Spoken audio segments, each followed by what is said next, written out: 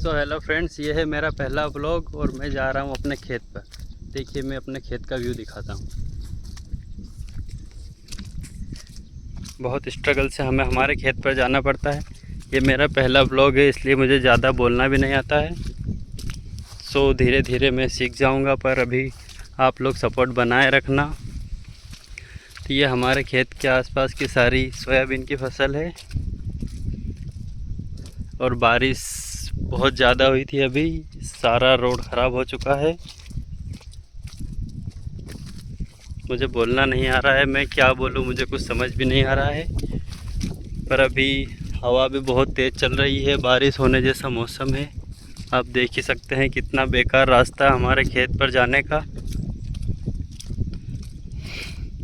मैं कोशिश करूंगा कि अगली बार आपके लिए इससे अच्छी वीडियो बनाऊं, पर ये भी बहुत सारे लोगों को नसीब नहीं होता है। बहुत सारे लोग सोचते हैं कि हम भी विलेज में जाएं और ऐसी हरियाली देखें, पर इस हरियाली के पीछे का संघर्ष बहुत ही बड़ा होता है। ये किसी ने अभी तक देखा नहीं है। जो गांव में रहते हैं उनको ही पता होता है कि किस तरह से गांव में रहा जाता है। अभी गिरते गिरते बचा हूँ मैं। एक ब्लूटूथ भी मेरी वहाँ पर गिर गई थी, पीछे पानी में गिर गई, तो मैं उसे उठाकर नहीं लाया। मिली ही नहीं तो उठाकर कहाँ से लाता। तो मैं अभी अपने खेत पर पहुंचकर अपने सोयाबीन का हाल दिखाता हूं। तो दोस्तों, मैं अभी अपने खेत तक अभी पहुंचा भी नहीं हूं और यहां पर बहुत सारा कीचड़ है। मैं किधर से निकलूं, मुझे रास्ता भी नहीं दिख रहा। हाँ, शायद सभी लोग इधर से जाते होंगे। मैं बहुत दिनों में खेत पर आया हूँ। मम्मी ने बहुत चिल्लाया मुझे कि जा खेत पर जा, तू जाता ही नहीं है, इसलिए आज बहुत दिनों बाद आ रहा हूँ। सोयाबीन में इल्लियों की दवाई छिड़कने आए थे। उसके बाद आज कल बहुत बारिश हुई थी, अभी भी थोड़ी देर पहले बहुत बारिश हुई। उसके बाद मैं अभी अपने खेत पर आया हूँ।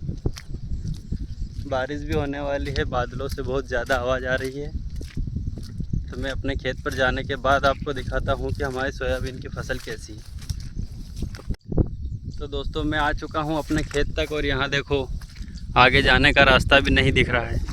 सारे में घास ही घास हो गई है बड़ी बड़ी। ऐसे ही रास्ते से होकर हमें आगे गुजरना होगा।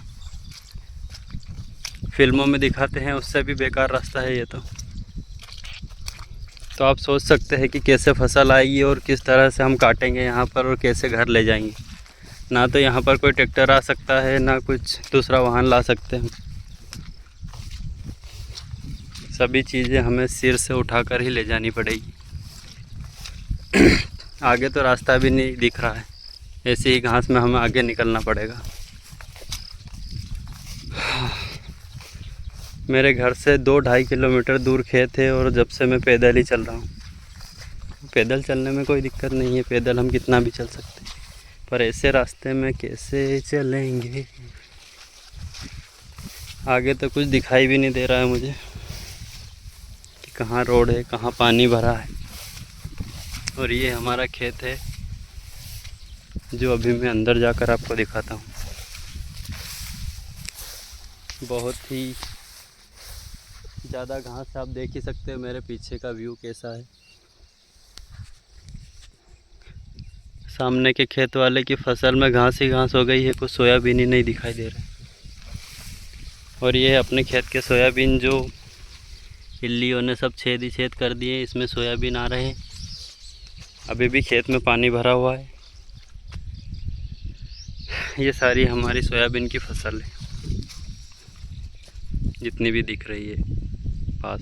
दूसरे का खेत नहीं है, अपना ही है इतना।